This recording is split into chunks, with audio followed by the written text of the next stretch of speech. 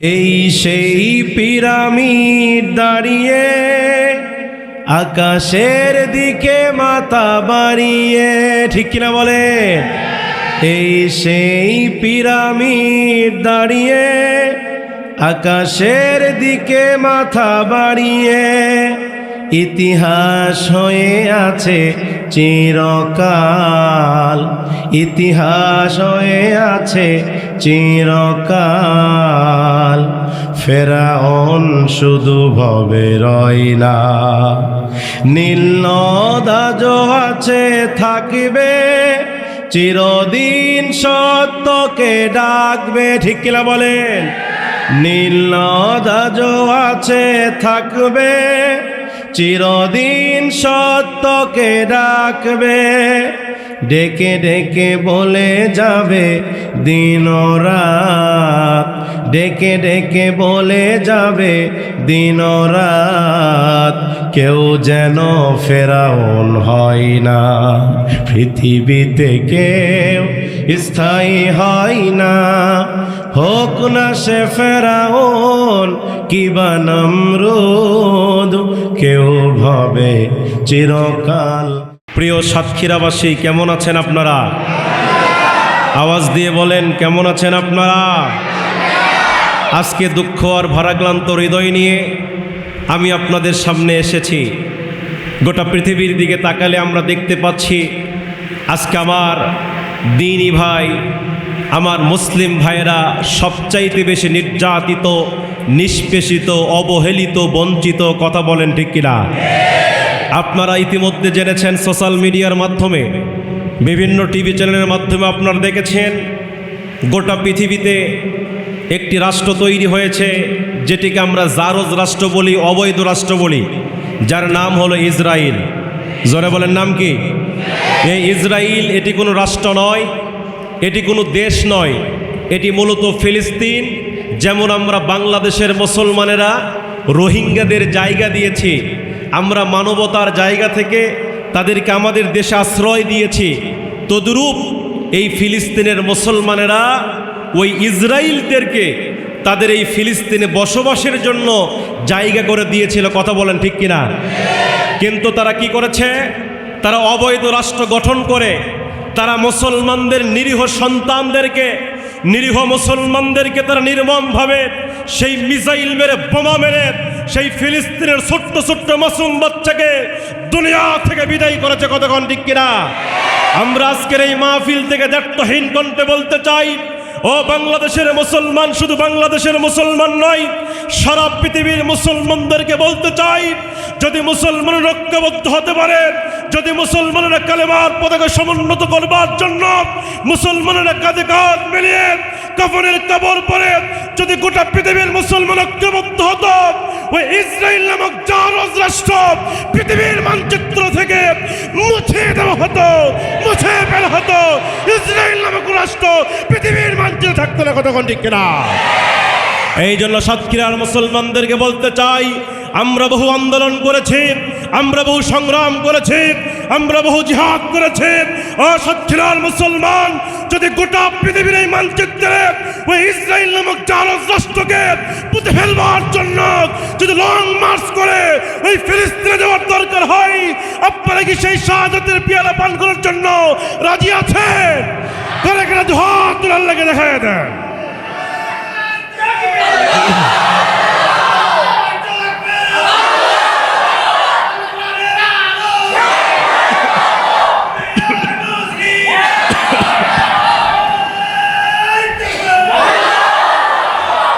আপনারা কি ভয় পাচ্ছেন? ভয় পাচ্ছেন? ভয় পাওয়ার সময় আছে? আমরা 16 বছর ধরে নির্যাতিত ছিলাম। কথা বলেন ঠিক কিনা? আমরা হক কথা বলতে পারি না। কতক্ষণ ঠিক কিনা?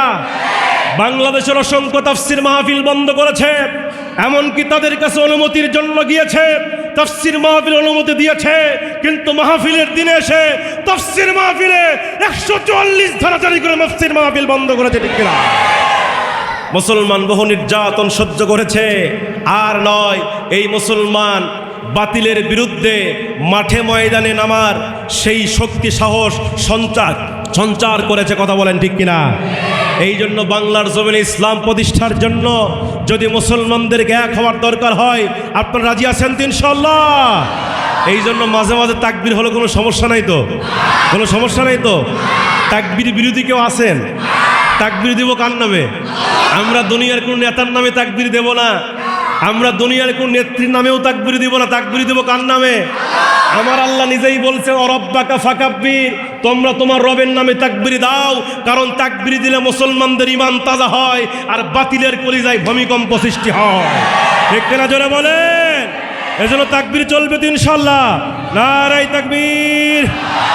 নাস্তিকতা নিপাত যাক, দিন ইসলাম জিন্দাবাদ। নাস্তিকতা নিপাত যাক, দিন ইসলাম জিন্দাবাদ। কোটি প্রাণে একই আওয়াজ, খোদাদ্রোহী সার পাবে না, এই বাংলায় ঠাই হবে না, মুসলমানরা জেগেছে আজ।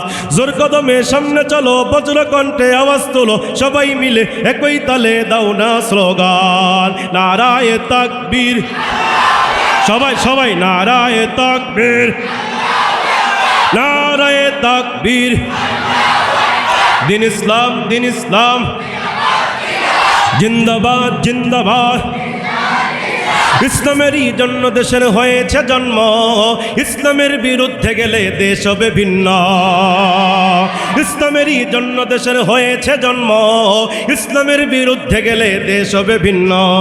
ইসলামের বিরুদ্ধে যারা নিয়েছে অবস্থান, এই বাংলায় ঠাই হবে না, যাও হিন্দুস্তান। জোর কদমে সামনে চলো, বজ্র কণ্ঠে আওয়াজ তোলো, সবাই মিলে একই তালে দাও না স্লোগান, নারায়ে তাকবীর, নারায়ে তাকবীর। দিন ইসলাম, দিন ইসলাম জিন্দাবাদ, জিন্দাবাদ। আল কোরআনের আলো সংসদে জালো, মুসলমানের এই দেশেতে নাস্তিকীদের ঠাঁই নাই, নাস্তিকীদের পক্ষে যারা তাদের কোনো রক্ষা নাই। মুসলমানের এই দেশেতে নাস্তিকীদের ঠাঁই নাই, নাস্তিকীদের পক্ষে যারা তাদের কোনো রক্ষা নাই। এই দেশেতে থাকতে হলে কোরআন মানতে হবে, কোরআন না মানলে তারা বিতাড়িত হবে।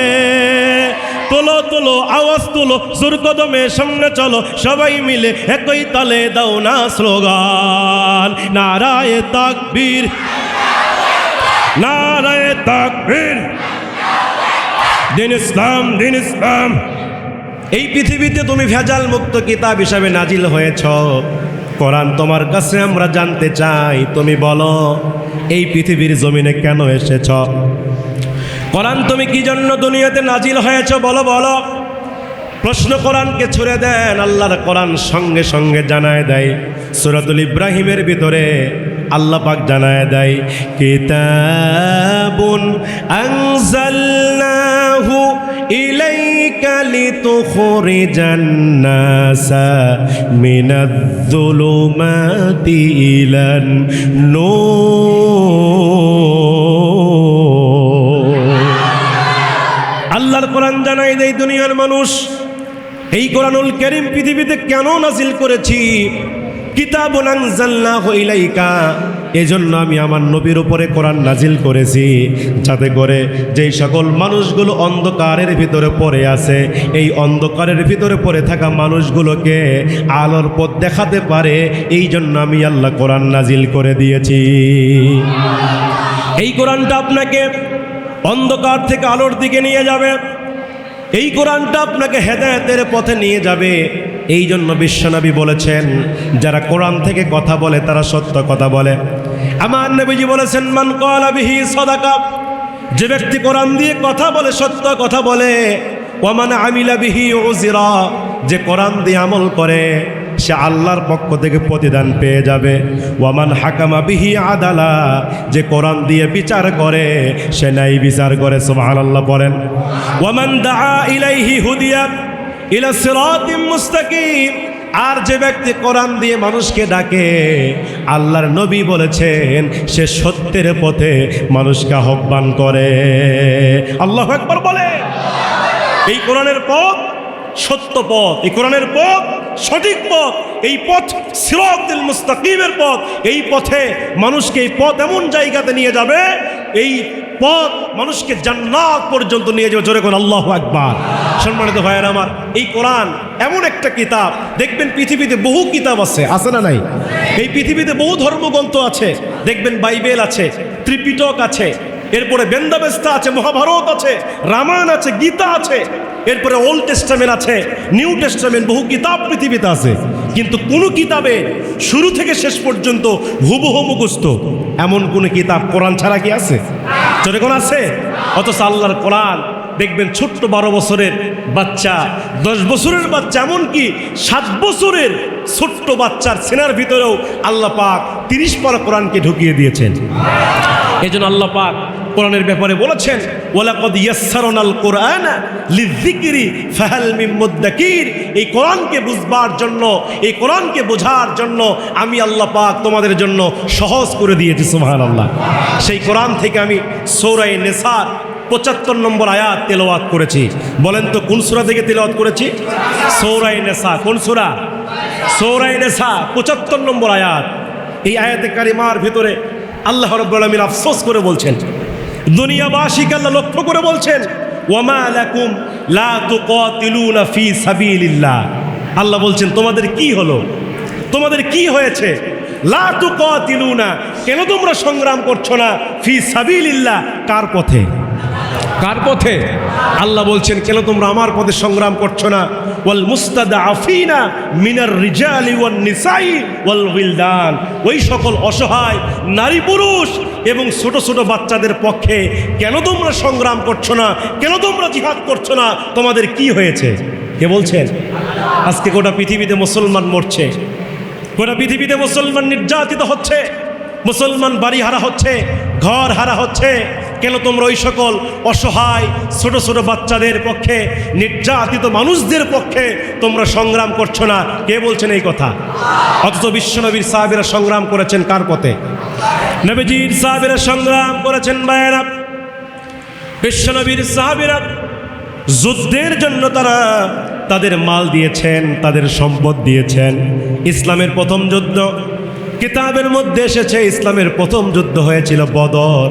যেই বদর যুদ্ধে মুসলমানদের সংখ্যা ছিল মাত্র 313 জন। মুসলমানদের সংখ্যা 313, পক্ষান্তরে কাফেরের সংখ্যা হলো 1000। আল্লাহর নবী বদর যুদ্ধের ডাক দিলেন, সমস্ত সাহাবীরা যুদ্ধের জন্য অংশগ্রহণ করলেন। নবীজির 2টা ছোট্ট ছোট্ট বাচ্চা ছিল, 2টা ছোট্ট ছোট্ট মাসুম ছোট্ট ছোট্ট 2 ভাই ছিল, যাদের নাম ছিল মুআজ আর মাআজ। জোরে বলুন আল্লাহু আকবার। ছোট ভাইয়ের বয়স 11 বছর, বড় ভাইয়ের বয়স হলো 13 বছর। আল্লাহর নবী যখন যুদ্ধের ডাক দিলেন, এই ছোট্ট ছোট্ট 2টা বাচ্চা আমার নবীজির সামনে দাঁড়িয়ে গেলেন। আমার নবীজির সামনে দাঁড়িয়ে বলছেন, ইয়া রাসূলুল্লাহ, ইয়া হাবিবাল্লাহ, নবী গো, আমরা শুনতে পেলাম এই মুহূর্তে নাকি বদর যুদ্ধে ডাক এসে গেছে, মুসলমানদের সৈন্য নাকি কম। ও নবী, আপনি যদি অনুমতি দেন আমরা 2 ভাই এই মুহূর্তে যুদ্ধের ময়দানে যেতে চাই। আমার নবীজি ডাক দিয়ে বলছেন, মুআজ আর মাআজ রে, তোমরা তো ছোট বাচ্চা, তোমরা তো যুদ্ধ করতে পারবা না, লড়াই করতে পারবা না, কারণ যুদ্ধ করতে গেলে শরীরে শক্তি লাগে, ওই পরিমাণ শক্তি তোমাদের গায়ে নাই, তোমরা বাড়িতে চলে যাও। ছোট্ট 2টা বাচ্চা রাসূলের সামনে মুহূর্তের ভিতরে ডাক দিয়ে বললেন, বড় ভাই ডাক দিয়ে বলছে, রাসূলুল্লাহ, ইয়া হাবিবাল্লাহ, নবী গো, আপনি আমার যুদ্ধের অনুমতি দেন, আমার গায়ে শক্তি বেশি, আমি যুদ্ধে লড়াই করতে পারবো। এই কথা যখন বড় ভাই বললেন, ছোট ভাই ডাক দিয়ে বলছেন, ইয়া রাসূলুল্লাহ, ইয়া হাবিবাল্লাহ, নবী গো, ও বয়সে বড় হলে কি হবে, আমি বয়সে ছোট হলে কি হবে, ওর চাইতে কিন্তু আমার শক্তি কোনো অংশে কম না।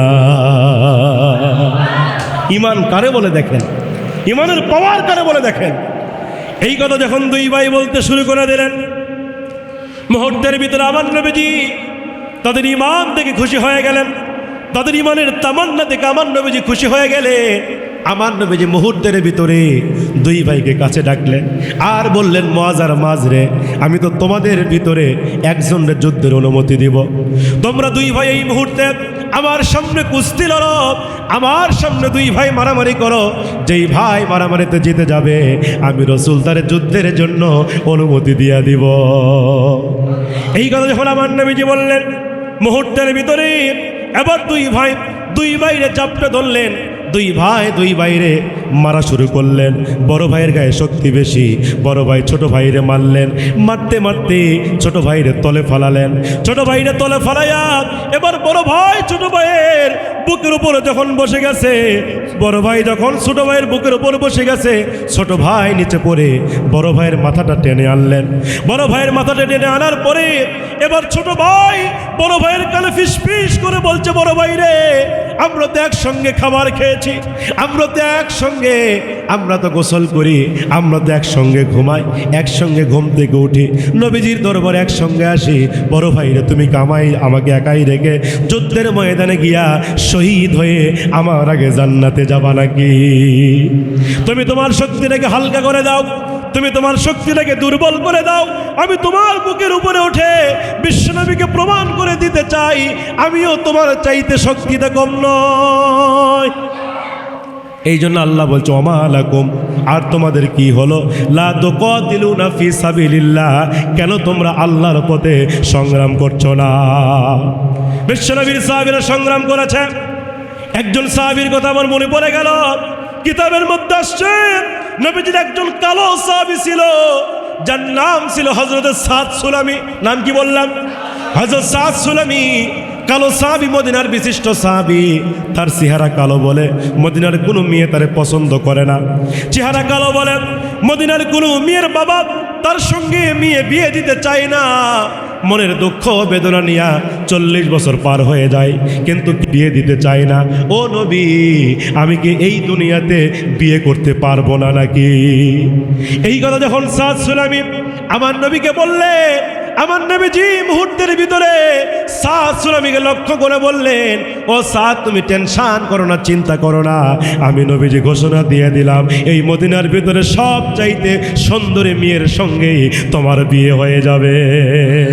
আল্লাহু আকবার বলে। নবীজির কথা বলতে দেরি হয়, কিন্তু কবুল হতে দেরি। নবীজির কথা কে কবুল করে?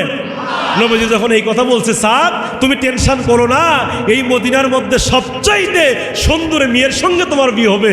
হযরত সাদ সালমি মুহূর্তের মধ্যে খুশি হয়ে গেছে। জোরে কোন আল্লাহু আকবার।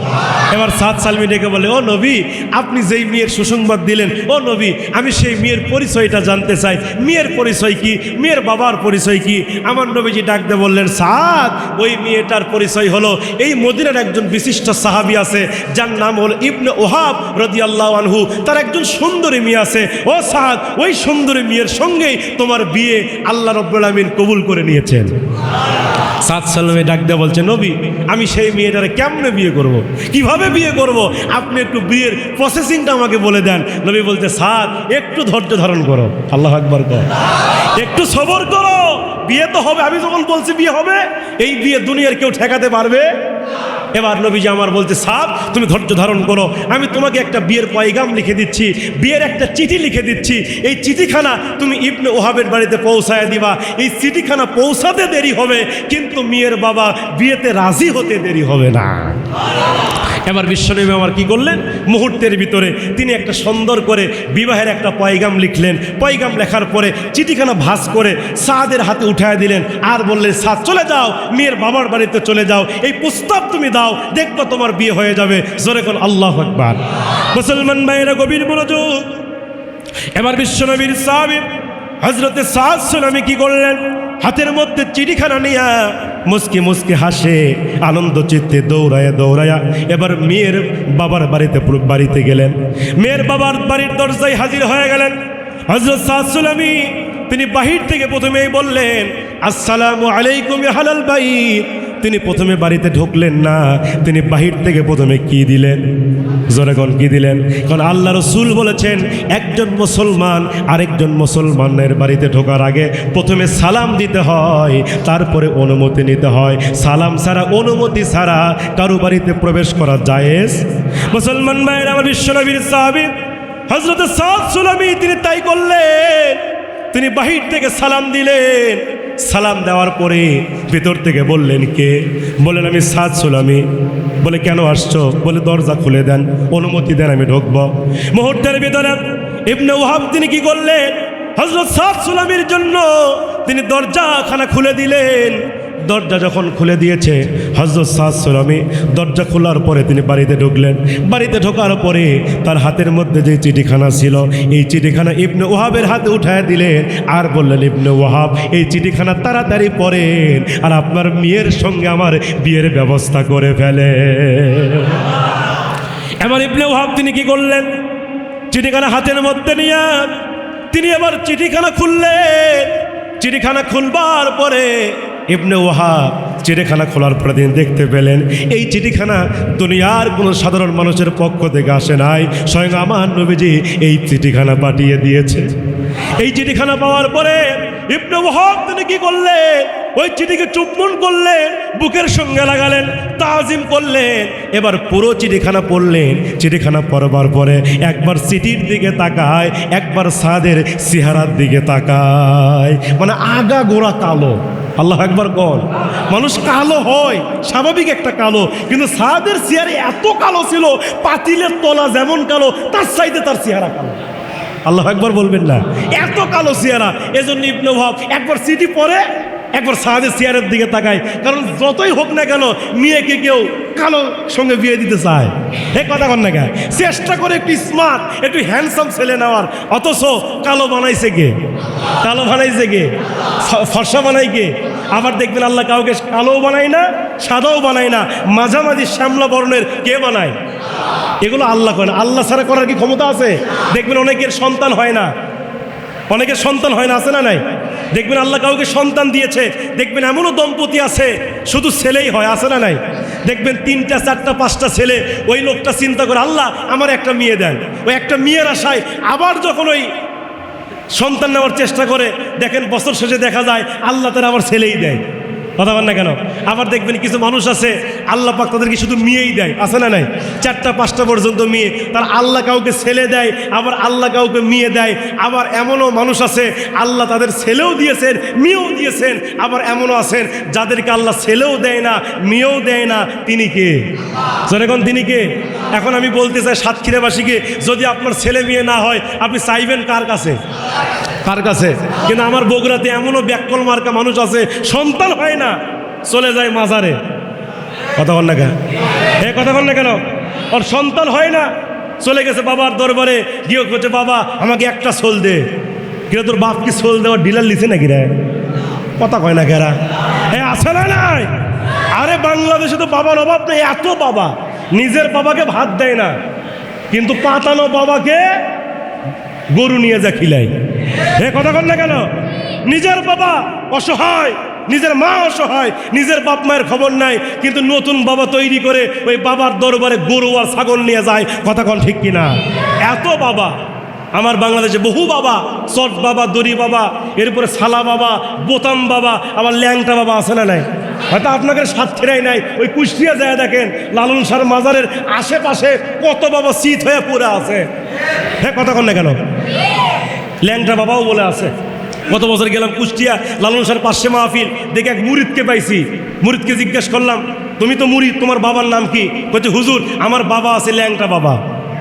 চিন্তা করলাম জীবনে বহু বাবা দেখছি, ল্যাংটা বাবাই দেখিনি, ওটা দেখার খুবই ইচ্ছা। বলছে হুজুর আমার বাবাকে দেখবা চাইলে আপনাকে 1/2 কিলো হাঁটা লাগবে। কত কিলো ভাই? 1/2 কিলো। 1/2 কিলো। আমি বললাম যে 1/2 কিলো গারে 1 কিলো হাঁটবো, তোর বাবা গাছকে দেখেই ছাড়বো। কথা কল লাগে? বলছে হুজুর তাহলে চলেন। 1/2 কিলো হাঁটার পরে দেখি ওর বাবা গাছের নিচে একেবারে শুয়ে আছে। ওর বাবার শরীরে কোনো পোশাক নাই, আগা থেকে গোড়া পর্যন্ত খালি সফান সফা। কথা কল না কা? পুরা শরীর উলঙ্গ। এই দৃশ্য দেখার পরে আপনি কি বলবেন? ভাই আপনারা কি বলবেন? নাউজুবিল্লাহ। কি বলবেন? আমি যেই বলছি নাউজুবিল্লাহ, উনি করছে নাউজুবিল্লাহ বলেন কে? আমি বললাম তোর বাবা যে জিনিস বের করা থোছে ওর সুবহানাল্লাহ করার উপায় আছে? কথা কন না কে? করছে হুজুর নাউজুবিল্লাহ কইেন না, আমার বাবার মধ্যে মাল আছে। কি আছে? বাবার মধ্যে কি আছে? আমি বললাম যা মাল সব দেখাই যাচ্ছে, তুই নতুন মাল বের কর। কথা কোন আছে না? না এই ভণ্ডগুলো আমার দেশে বিভিন্ন মাজার তৈরি করে শিরকের আস্তানা তৈরি করেছে। কথা বলেন ঠিক কিনা? এই মাজারগুলো বাংলাদেশে রাখা চলবে না। হক্কানি যারা পীর, হক্কানি যারা আলেম আছে তাদের সভাপতি থাকবেন, কোনো আপত্তি নাই, কিন্তু হক্কানির নাম দিয়া ভণ্ড আমার দেশে আছে না নাই? আছে না নাই?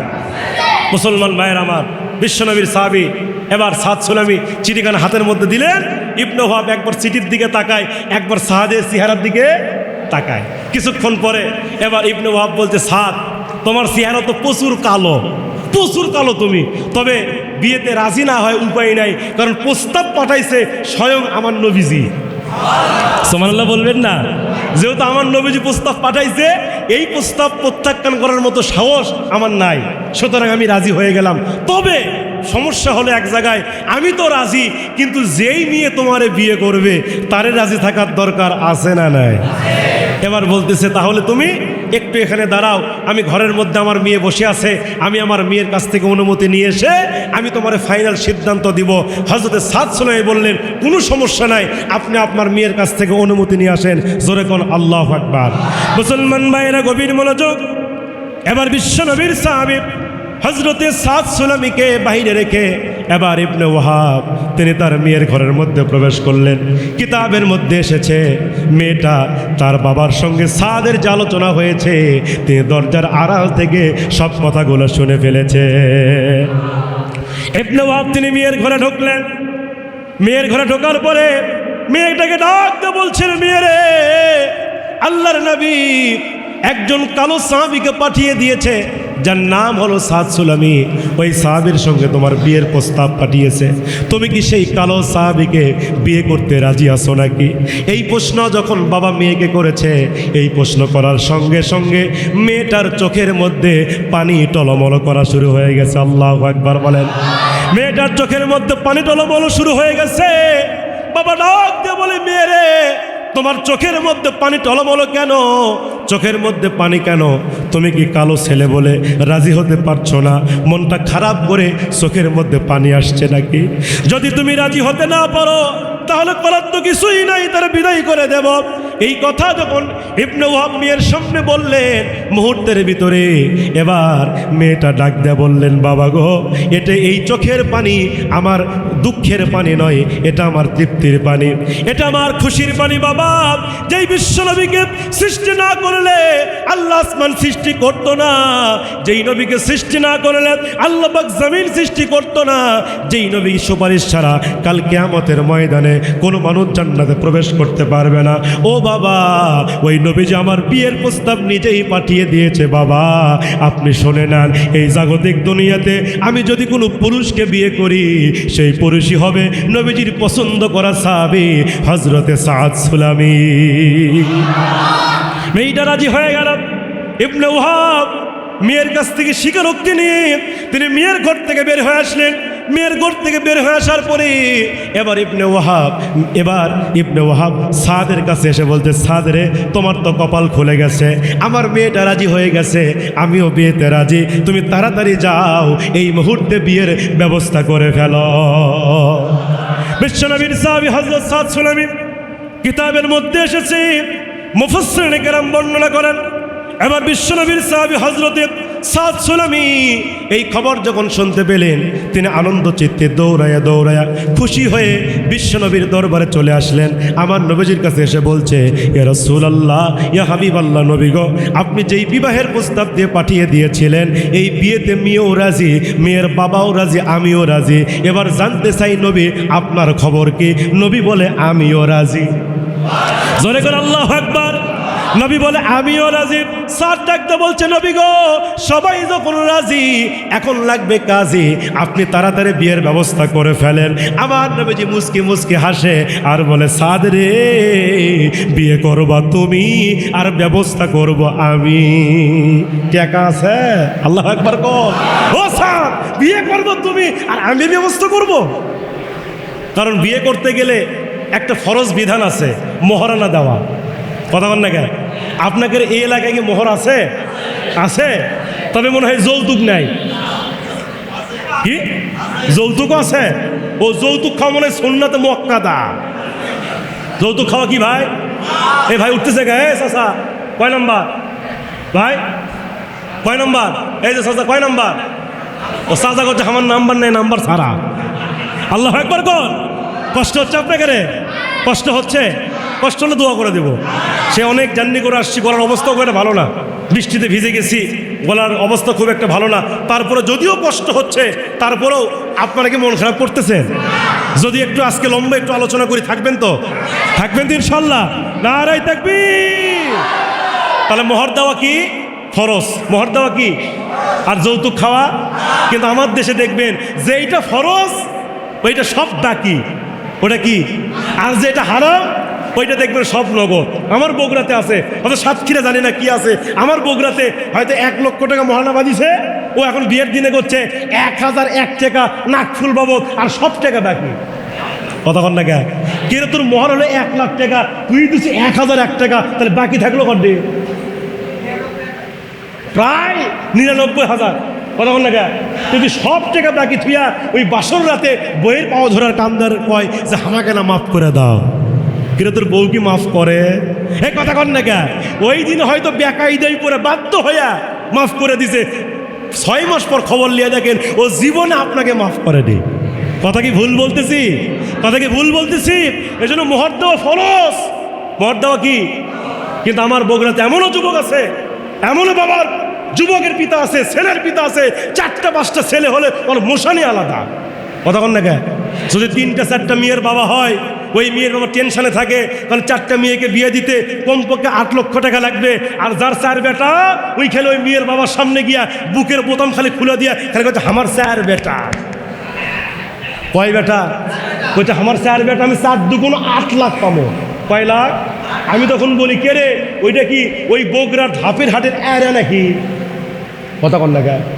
এরা কি বোঝেন আপনারা? এরা কি বোঝেন? এরা মানে গরু আছে আমাদের বগুড়াতে বলে, একটা হলো মেয়ে গরু, এটাকে আমরা বলি হচ্ছে গাই গরু। কি বলি? গাই গরু বা বকনা গরু বলি। আর যেটা পুরুষ গরু ওইটাকে আমরা বলি আরা। আর এই আরা গরু দিয়ে কিন্তু কুরবানি বেশি হয়।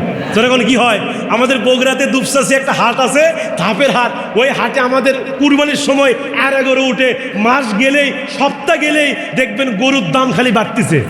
তা আমি বলি যেই সকল বাবারা ছেলেদেরকে মানুষ করতেছে আর মনে মনে চিন্তা করতেছে কেবল 1.5 লাখ উঠিছে ডিমান্ড, 2 লাখ উঠুক, আছে না নাই? 2.5 লাখ উঠুক, এই যে ডিমান্ডের আশায় খালি দরদাম করতেছে। আমি এই সকল বাবাদেরকে বলি, ওরা আসলে বেটা পালেনি, ওরা পালিছে ওই বগুড়ার ধাপের হাটের আরে। হে কথা কন না কেন?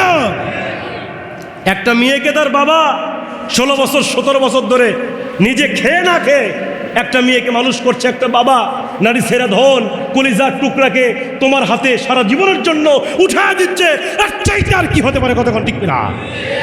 এই জন্য আল্লামা সাইদি সাহেব বলেছেন, আল্লামা সাইদিও বলেছেন, যারা নাকি যৌতুকের আশায় যৌতুক খায়, ডিমান্ড খায়, এরা আসলে যৌতুক আর ডিমান্ড খায় না, এরা আসলে কুত্তার পায়খানা খেল।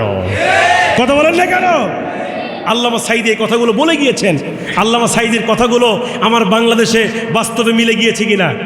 যে আল্লামা সাইদি এমন একজন মানুষ ছিলেন, আল্লামা সাইদিকে আপনারা চিনেন, জানেন যে আল্লামা সাইদি হয়তো আজকে দুনিয়াতে নাই, কিন্তু আল্লামা সাইদির কথা এখনো আমাদের মাঝে বাজে।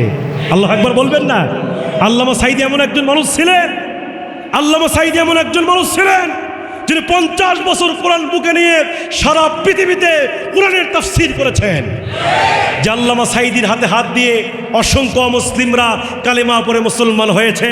যে আল্লামা সাইদির কপালে কাবা ঘরের ইমাম তিনি চুম্বন করতেন। আল্লাহু আকবার বলেন। আল্লামা সাইদি সারা দেশে তিনি তাফসীর করেছেন। সেই বীর চট্টলার ময়দানে আল্লামা সাইদি 5 দিন ধরে তাফসীর করতেন। আল্লামা সাইদির মাহফিলে হাজার হাজার নয় লক্ষ লক্ষ মানুষের সমাগম হতো। আল্লাহু আকবার বলেন। আল্লামা সাইদি কোরআনকে হাতে নিয়ে বলতেন, এই লক্ষ লক্ষ জনতা আমি সাইদির আকর্ষণে আসে না, এই মানুষগুলো আসে আল্লাহর কোরআনের আকর্ষণে। কথা বলেন না কেন? আল্লামা সাইদি মাঝে মাঝেই বলতেন, ভেজা বেড়ালের মতো 500 বছর বেঁচে থাকার লাভ নাই, সিংহের মতো 1 ঘন্টা বাঁচতে চাই। কতক্ষণ ঠিক কিনা? আল্লামা সাইদি তিনি আজ থেকে 14 বছর 15 বছর আগে যা বলে গিয়েছেন, আমার বাংলার জমিনে প্রত্যেকটা কথা 100 মিলে গিয়েছে। কতক্ষণ ঠিক কিনা? আল্লামা সাঈদী বলেছিলেন, এমন একটা সময় আসবে পালাবার জন্য ইন্দুরের গর্তও খুঁজে পাওয়া না। কথা বলেন না কেন? আল্লামা সাঈদী বলেছিলেন, গাছের গোড়া থেকে এমন একটা ঝাঁকুনি দেওয়া হবে, মামু বাড়ি দিল্লি গিয়ে পড়বা। বাংলার জমিনে কি জায়গা হয়েছে? কোন জায়গা হয়েছে? দিল্লিতে গিয়েও কি ষড়যন্ত্র বন্ধ ছিল? মাঝে মাঝেই বলতো, কাছে আসি, চট করে ঢুকে যাব। কথা কোন দেখে চট করে? আমরা বলি কোনো সমস্যা না, আসো। কথা বলেন না কেন? আসো, তুমি, তোমার দেশ, তোমার বাবার দেশ, তুমি আসো। তুমি চট করে ঢুকে গেলে আমরা বাঙালি ফট করে ধরে আয়না ঘরের মধ্যে ঢুকাবো। কথা কোন ঠিক কিনা? নির্যাতন কি কম করছে আমার মুসলমান ভাইয়ের? এই জন্য জুলুম অত্যাচার চিরদিন টিকে থাকতে পারে। কাম টু মাই পয়েন্ট আসেন, যেহেতু আমার বিষয় ভিত্তিক আলোচনা। এবার হজরতে সাদ সুলামি রসুলকে বলছে, রসুল আপনি বিয়ের ব্যবস্থা করেন। আমার নবীজি বলছে, সাদ বিয়ে করবা তুমি আর ব্যবস্থা করবো আমি? তোমার কি টাকা আছে? সাদ বলছেন, নবী আপনি তো আমাকে ছোট থেকেই চিনেন, আমি তো গরিব মানুষ, এই মুহূর্তে আমার কাছে কোনো টাকা পয়সা নাই। তবে নবী আমি আপনার কাছে কিছু টাকা কর্জে হাসানা চাই। কি চাই? কর্জে হাসানা চাই। আপনি আমার কিছু টাকা ধার দেন, আমি বিবাহ করবার পরে পরবর্তীতে এই টাকাগুলো আমি পরিশোধ করে দিব। জোরে কোন সুবহানাল্লাহ। মুসলমান ভাইরা গভীর মনোযোগ। বিশ্বনবীর সাহাবী হজরতে সাদ সুলামি আমার নবীকে ডাকদা বলছেন, রাসূলুল্লাহ, হাবিব আল্লাহ, আপনি আমাকে কর্জে হাসানা দেন, আমি বিয়ে করবার পরে সমস্ত টাকা পরিশোধ করে দেব। এই কথা যখন সাদ সুলামি বললেন, আমার নবীজি বললেন, সাদ সুলামি ঠিক আছে, আমি তোমারে কর্জে হাসানা দেব। আল্লাহর নবী মুহূর্তের ভিতরে দুইজন সাহাবীকে ডাক দিলেন। এক নম্বর হজরতে ওসমানকে ডাক দিলেন। ওসমান ছিল বিশ্বনবীর জামাই। হযরত ওসমানকে ডাক দেওয়ার পরে আল্লাহর নবী ওসমানের কাছ থেকে 200 দিরহাম নিলেন। সুবহানাল্লাহ বলেন। ওসমানের কাছ থেকে আমার নবীজি 200 দিরহাম নেবার পরে নবীজি আমার দ্বিতীয় সাহাবীকে ডাক দিলেন, যেই সাহাবীর নাম ছিল হযরত নোমান রাদিয়াল্লাহু আনহু। এই নোমানের কাছ থেকে আমার নবীজি আরও 200 দিরহাম নিলেন। এই 200 400 দিরহাম আমার নবীজি হাতের মধ্যে নিয়া হযরত সাদ সুলামিকে ডাকদা বলছে, ও সাদ, এই যে 400 দিরহাম তোমার হাতের মধ্যে উঠে দিলাম, তুমি এই মুহূর্তে চলে যাও মদিনার বাজারে, বিয়ের বাজার করে নিয়ে আসো, বিয়ের মার্কেট করে নিয়ে আসো। আগামীকালকে আমি রাসূল তোমার বিয়ে সম্পাদন করাইয়া দিব। মুসলমান ভাইরা গভীর মনোযোগ।